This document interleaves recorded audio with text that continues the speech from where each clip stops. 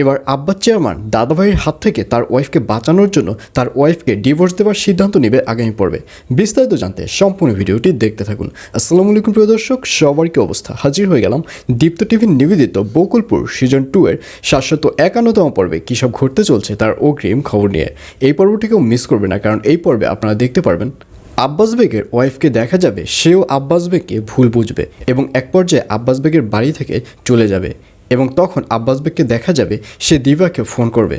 Phone করবার পর দিবা বলবে, কী ব্যাপার, কোনো সমস্যা? তখন আব্বাস বেগ বলবে, তোমার ভাবি কি তোমার বাড়িতে গিয়েছে?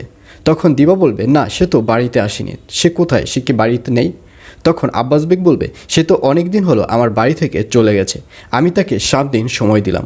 7 দিনের মধ্যে যদি সে বাড়িতে আসে তাহলে তো ভালো, আর 7 দিনের মধ্যে যদি সে বাড়িতে না আসে তাহলে আমি তাকে ডিভোর্স দেব।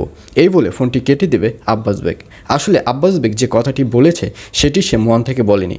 আসলে দাদা ভাইয়ের কাছ থেকে তার ওয়াইফকে বাঁচানোর জন্যই এই মিথ্যে কথাটি সব জায়গায় রটিয়ে বেড়াবে আব্বাস বেগ।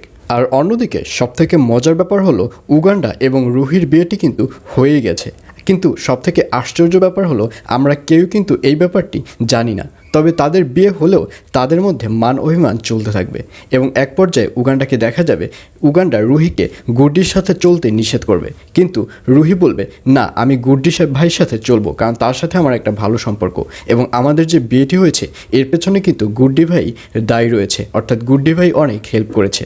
আর এই কথায় রেগে যাবে উগান্ডা।